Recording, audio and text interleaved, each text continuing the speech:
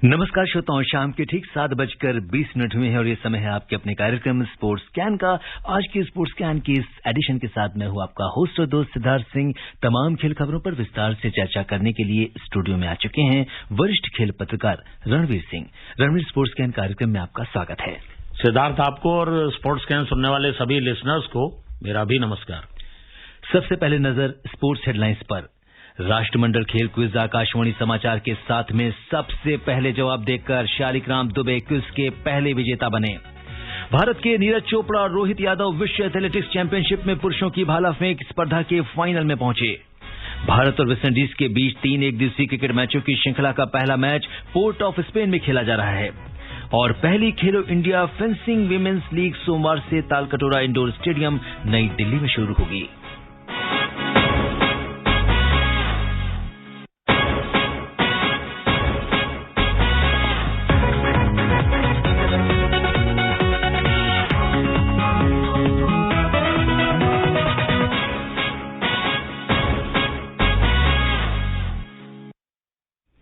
राष्ट्रमंडल खेलों का आयोजन बर्मिंघम में 28 जुलाई से 8 अगस्त के बीच किया जा रहा है। भारत के 215 खिलाड़ी इसकी विभिन्न स्पर्धाओं में हिस्सा ले रहे हैं। टीम इंडिया को चीयर करने और श्रोताओं को इससे जोड़ने के लिए स्पोर्ट्स स्कैन ने राष्ट्रमंडल खेल क्विज आकाशवाणी समाचार के साथ की शुरुआत की है।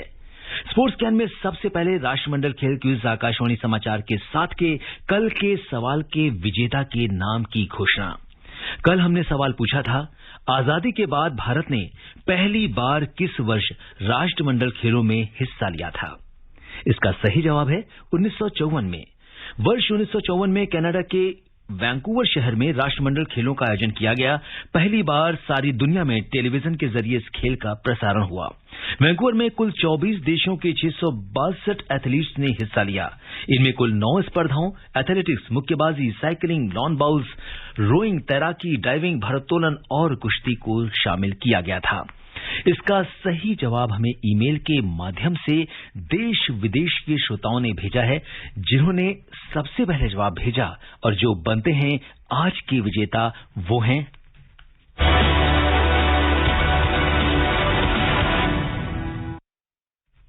जी हां, आज के विजेता हैं मथुरा उत्तर प्रदेश के शालिग्राम दुबे। शालिक को स्पोर्ट्स स्कैन और आकाशवाणी समाचार की पूरी टीम की ओर से ढेर सारी बधाई।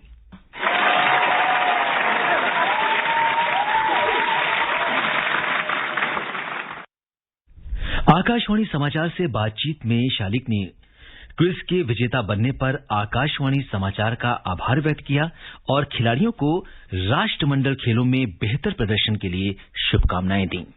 मेरा नाम शालिग्राम दुबे है। मैं कृष्ण की नगरी मथुरा में सेठ बीएन पोद्दार इंटर कॉलेज में एक शिक्षक के रूप में कार्यरत हूँ। मैं विगत 3 दशकों से आकाशवाणी का नियमित श्रोता हूँ। कॉमनवेल्थ गेम क्विज प्रतियोगिता का विजेता चुने जाने पर मैं आकाशवाणी परिवार का आभार प्रकट करता हूँ। मैं कॉमनवेल्थ गेम 2022 में भाग लेने वाले सभी खिलाड़ियों को हार्दिक शुभकामनाएं देता हूँ। स्पोर्ट्स स्कैन जैसे रोचक, ज्ञानवर्धक व प्रेरक कार्यक्रमों के माध्यम से आकाशवाणी ने देश के जनमानस, खासकर युवा वर्ग में खेलों के प्रति जो जुनून, उत्साह व जज्बे का संचार किया है वह सदैव प्रशंसनीय है। धन्यवाद। अब बात करते हैं राष्ट्रमंडल खेल क्विज के आज के सवाल की। राष्ट्रमंडल खेल क्विज आकाशवाणी के साथ में हमारा आज का सवाल है,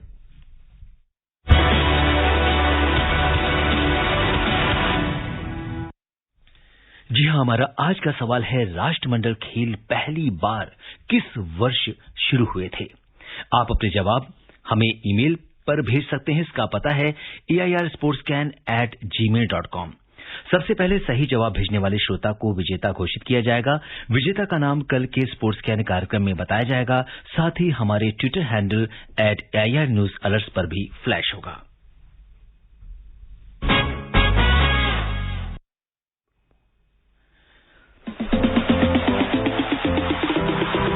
सुनिए राष्ट्रमंडल खेल क्विज आकाशवाणी समाचार के साथ रोजाना शाम 7:20 पर। इसमें हिस्सा लेने के लिए आपको देना है कॉमनवेल्थ गेम्स पर पूछे गए एक आसान सवाल का जवाब। आप अपना जवाब ईमेल कर सकते हैं। पता है airsportscan@gmail.com।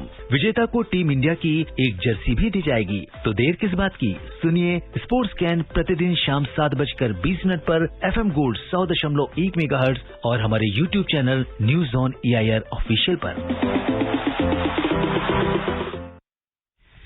जी हाँ श्रोताओं, और आपको ये भी बता दें कि ईमेल पर अपने जवाब के साथ आप हमें अपना नाम, पता और फोन नंबर भी भेजें, जिससे यदि आप इस क्विज के विजेता बनते हैं तो हम आपको आपके पते पर आपकी जर्सी भेज सकें और आपसे कांटेक्ट भी कर सकें।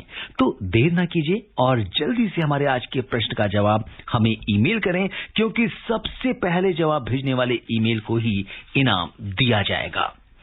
तो अगर हम देखें तो रणवीर, जिस तरीके से आकाशवाणी समाचार ने इस राष्ट्रमंडल खेल क्विज की शुरुआत की है, किस तरीके से आप देखते हैं इससे किस तरह से लोगों का जुड़ाव होगा और हमारे जो खिलाड़ी हैं जो इस स्पर्धा में पदक जीतने के लिए तैयार हैं, वो किस तरह से उनको सपोर्ट मिलेगा?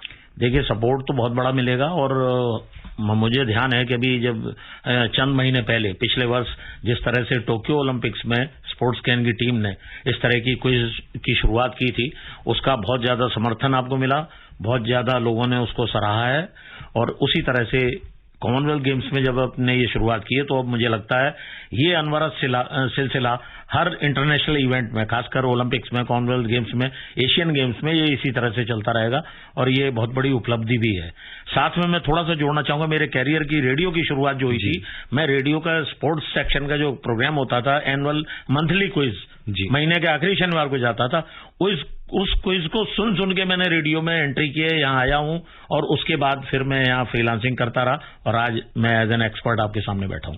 बिल्कुल, तो कहीं न कहीं बहुत सारे मैं ये बताना चाहता हूँ कि बहुत सारे श्रोता हमें हमारे ऐप न्यूज ऑन AIR के माध्यम से सुनते हैं और खुशी की बात यह है कि न सिर्फ भारत के कोने कोने से लोगों ने इसका जवाब दिया, बल्कि विदेशों में, दूर देशों में बैठे हुए लोग अपने देश के इस कार्यक्रम को, इस लोकप्रिय कार्यक्रम को सुना, उन्होंने इसका जवाब हमें भेजा। उसके लिए हम उनका तहे दिल से आभार व्यक्त करते हैं। सिद्धार्थ, इसमें एक चीज और जोड़ूंगा कि सरहद पार जो विदेश में, वर्ल्ड के तमाम कोनों में भारतीय बैठे हुए हैं, उनको हिंदुस्तान की जरा सी भी कोई न्यूज मिलती है, उसको उसी तरह से अपने दिल पे लेते हैं जैसे वो उनके परिवार की चीज है, चाहे अच्छाई हो या बुराई हो, सुख हो या दुख हो। अगर ये अचीवमेंट है इस तरह के, तो जो भी विदेश में बैठा हुआ भारतीय, हर भारतीय का सीना फक्र से चौड़ा होता है। तो ये एक अच्छी शुरुआत है। बिल्कुल, तो श्रोताओं, हमें आपके जवाब का इंतजार रहेगा। और आज के स्पोर्ट्स कैन के इस एडिशन में राष्ट्रमंडल खेलों में पदक की संभावनाओं पर अब हम करेंगे विशेष चर्चा और आज बात होगी भारतीय वेटलिफ्टर्स की। इस बार बर्मिंघम राष्ट्रमंडल खेलों में सबकी नजर वेटलिफ्टिंग में 15 सदस्यों वाली भारतीय टीम पर रहेगी। मीराबाई चानू की अगुवाई में टीम इंडिया अपना दमखम दिखाने के लिए तैयार है। भारत 1990, 2002 और 2018 में भारोत्तोलन में सर्वश्रेष्ठ प्रदर्शन करने वाला देश रहा है। राष्ट्रमंडल खेलों के इतिहास में भारत 125 पदक के साथ दूसरा सबसे सफल देश है। इन खेलों में भारत से अधिक 159 पदक ऑस्ट्रेलिया ने ही जीते हैं। हालांकि पिछले कुछ वर्षों में ऑस्ट्रेलिया का दबदबा कुछ कम हुआ है। मीराबाई चानू से पूरे देश को पदक की उम्मीद है। इस बार भारोत्तोलन में नए नियम लागू हुए हैं, जिसके कारण मीराबाई चानू 49 किलोग्राम, बिंदिया रानी 55 किलोग्राम और पोपी 59 किलोग्राम भार वर्ग में चुनौती पेश करेंगी, जबकि 64 किलोग्राम वर्ग में भारत का कोई प्रतिनिधित्व नहीं होगा। पिछले गोल्ड कोस्ट राष्ट्रमंडल खेलों में भारतीय वेटलिफ्टर्स का दबदबा रहा, जिन्होंने 5 स्वर्ण सहित 9 पदक जीते थे। उम्मीद है कि इस साल भी हमारे खिलाड़ी अपना सर्वश्रेष्ठ प्रदर्शन करेंगे। जी हाँ रणवीर, अपनी चर्चा की शुरुआत करते हैं। जिस तरह से जो भारतीय वेट लिफ्टर्स हैं, देश को बहुत सारे पदक की इनसे उम्मीद है और जिस तरह का प्रदर्शन हमने पिछले राष्ट्रमंडल खेलों में किया था, तो उसके हिसाब से किस तरह की उम्मीद आप इस बार देख रहे हैं? देखिए, जहां तक पिछले राष्ट्रमंडल खेलों की गोल्ड कोस्ट में जो हुए थे ऑस्ट्रेलिया के, उसकी अगर हम बात करें तो भारत 5 खेलों में टॉप पे रहा था, जिसमें से एक वेट लिफ्टिंग भी था, शूटिंग थी, बैडमिंटन था, इस तरह से 5 खेल थे। तो वेट लिफ्टिंग उसमें शामिल थी। दूसरा, वेट लिफ्टिंग में अंतर्राष्ट्रीय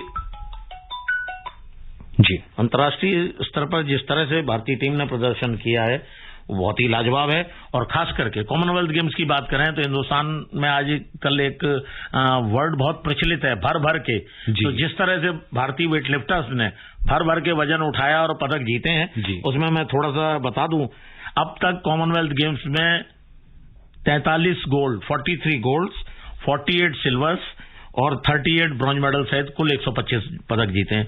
जहां तक ओलंपिक खेलों की बात है, ओलंपिक में सिडनी ओलंपिक की आपको ध्यान होगी, कर्णम मालेश्वरी ने 69 केजी में भारत के लिए पहला ओलंपिक का ब्रॉन्ज मेडल जीता था। और अभी टोक्यो ओलंपिक्स जो हुए हैं पिछले साल, उसमें मीराबाई चानू ने खेलों के पहले ही दिन सिल्वर मेडल जिस तरह से जीत के पदक की एक शुरुआत की थी, बहुत शानदार बात थी। और मीराबाई चानू पूरे जोश में है और हम उम्मीद करते हैं उनके नेतृत्व में जो वेटलिफ्टिंग की टीम गई है, ज्यादा से ज्यादा पदक जीत करके लौटेगी।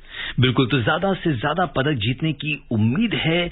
और जिस तरह से मीराबाई चानू की अगर हम बात करें तो देश में इस समय वो आइकन बन गई हैं और सुदूर मणिपुर से आती हैं और जिस तरह से एक छोटे से जगह से आकर और आज उन्होंने अंतर्राष्ट्रीय स्तर पर अपनी पहचान बनाई है और युवाओं के लिए स्पेशली जो लोग अभाव में जीते हैं उनके लिए वो रोल मॉडल्स, बहुत बड़ी रोल मॉडल हैं। जैसे पहले बॉक्सिंग में वहां से एमसी मैरी कॉम आई थी मणिपुर से ही, उसके बाद मीराबाई चानू एक नई रोल मॉडल बन के उभरी हैं।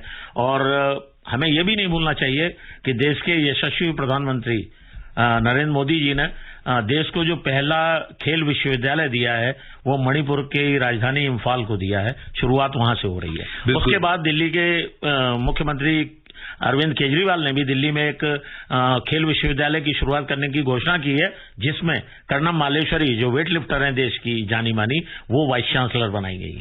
बिल्कुल। और 2018 की अगर हम राष्ट्रमंडल खेलों की बात करें तो उन्होंने विश्व कीर्तिमान के साथ स्वर्ण पदक जीता था, जो कि अपने आप में एक रिकॉर्ड है। बिल्कुल। तो ये तो बात थी राष्ट्रमंडल खेलों की। और अब बात करते हैं क्रिकेट की। भारत और वेस्टइंडीज के बीच 3 एकदिवसीय क्रिकेट मैचों की श्रृंखला का पहला मैच पोर्ट ऑफ स्पेन में खेला जा रहा है।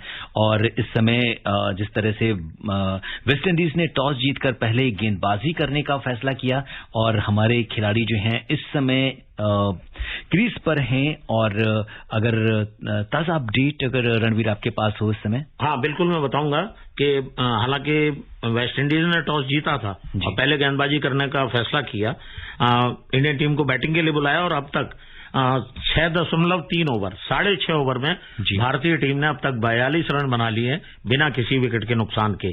जहां तक बात करेंगे शिखर धवन की, जो कि इस सीरीज में कप्तानी कर रहे हैं, वो 16 रन बना करके नॉट आउट है 22 गेंदों में, जिसमें 2 चौके और 1 छक्का है। उसके अलावा शुभमन गिल 22 रन बनाकर नॉट आउट हैं 17 गेंदों में 2 चौके और 1 छक्के के साथ।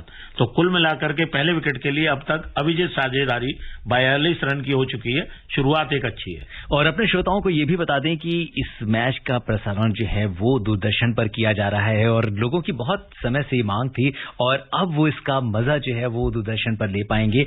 और जिस तरह से जी रणवीर देखो, सबसे बड़ी बात यह है सिद्धार्थ कि इस सीरीज के लिए भारत के जो करंट कैप्टन हैं रोहित शर्मा जी, उसके अलावा भारत के पूर्व कप्तान और सबसे सफलतम बल्लेबाज विराट कोहली, उसके अलावा बुमराह, ऋषभ पंत और हार्दिक पांड्या को रेस्ट दिया गया है जी। तो इसका मतलब ये कहा जा सकता है कि इतने टॉप के प्लेयर्स को जब रेस्ट दिया है बीसीसीआई ने, तो हमारी बेंच स्ट्रेंथ कितनी मजबूत है कि उनके बिना भी हमको कोई फर्क पड़ने वाला नहीं है और भारतीय टीम इसी तरह से प्रदर्शन करती रहेगी। बिल्कुल। और इस समय ताजा अपडेट ये है कि 6 ओवर और 4 गेंद का खेल हो चुका है। बिना किसी नुकसान के भारत ने 46 रन बना लिए हैं। शिखर धवन 20 और शुभमन गिल 22 रन बनाकर क्रीज पर हैं।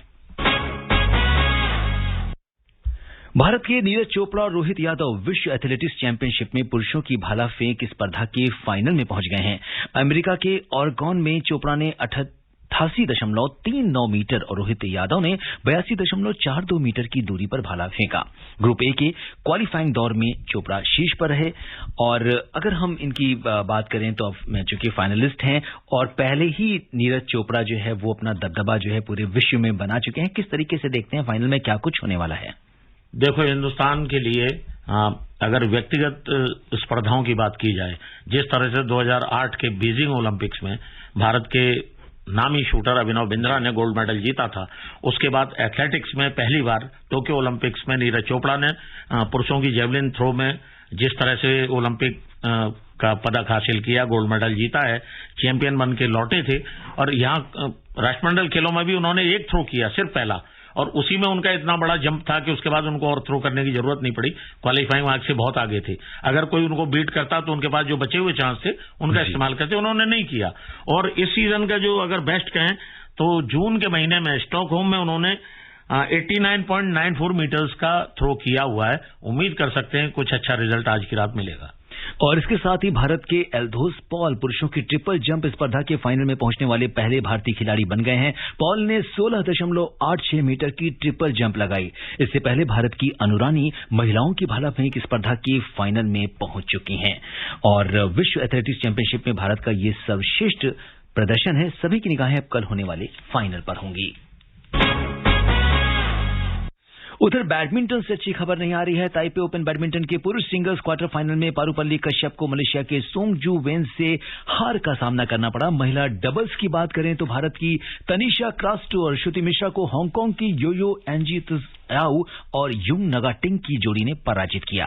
मिक्स डबल्स की बात करें तो ईशान भटनागर और तनिषा क्रास्टो की जोड़ी मलेशिया के हु पैंग रॉन और तोह डब्ल्यू की जोड़ी से हार गई है। तो यहां पर थोड़ा सा प्रदर्शन हमारा निराशाजनक रहा, उम्मीद के मुताबिक नहीं। हाँ बिल्कुल, जिस तरह से हमारे सीजन कैंपेनर चाहे एचएस प्रणय हो या पीवी सिंधु ने भी पिछले ही टूर्नामेंट में 4 दिन पहले स्वर्णिम सफलता हासिल की और सुपर सीरीज का 500 सुपर सीरीज का वो टूर्नामेंट था।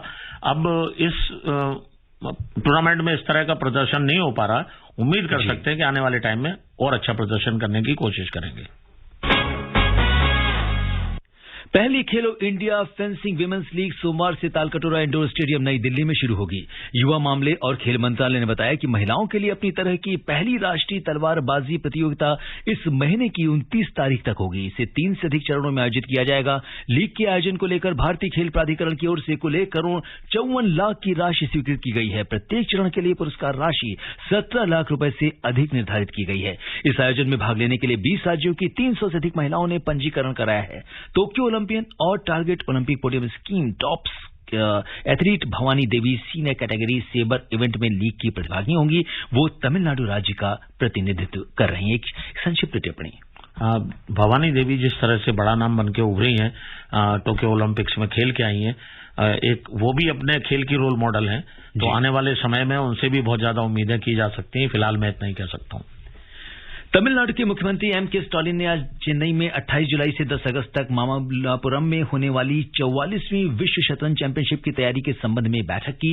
पर्यटन विभाग ने चेन्नई, कांचीपुरम, चेंगलपेट और तिरुवल्लुर जिलों में हिप ऑन हॉप हॉफ बस सुविधाओं की व्यवस्था की है। प्रतिभागियों, खिलाड़ियों और अन्य लोगों के लिए वेबसाइट और ऐप भी तैयार किया गया है और दर्शकों को इन खेलों को देखने के लिए बड़ी स्क्रीन लगाई गई है। तो इसके लिए एक खास बात यह है कि मामल्लापुरम और चेन्नई में स्पर्धा के मद्देनजर स्थानीय अवकाश की भी घोषणा की जा सकती है। तो सारी तैयारियां अपने चरम पर हैं। हाँ बिल्कुल, और देश में ये बहुत बड़ा आयोजन होने जा रहा है चेस ओलंपियाड का, और तमाम देशवासी इसको बहुत ही खुशी की नजरों से देख रहे हैं। जी बिल्कुल। और चलते चलते मुख्य समाचारों पर एक नजर एक बार फिर। राष्ट्रमंडल खेल क्विज आकाशवाणी समाचार के साथ में सबसे पहले जवाब देकर शालिग्राम दुबे क्विज के पहले विजेता बने। भारत के नीरज चोपड़ा और रोहित यादव विश्व एथलेटिक्स चैंपियनशिप में पुरुषों की भाला फेंक स्पर्धा के फाइनल में पहुंचे। भारत और वेस्टइंडीज के बीच 3 एकदिवसीय क्रिकेट मैचों की श्रृंखला का पहला मैच पोर्ट ऑफ स्पेन में खेला जा रहा है।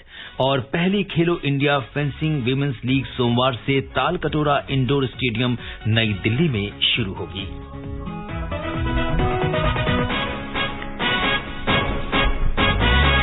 और श्रोताओं, अब समय अनुमति नहीं दे रहा है कि हम कुछ और खेल खबरों पर चर्चा करें। रणवीर, आप हमारे स्टूडियो में आए, तमाम खेल खबरों पर आपने चर्चा की, आपका बहुत बहुत आभार।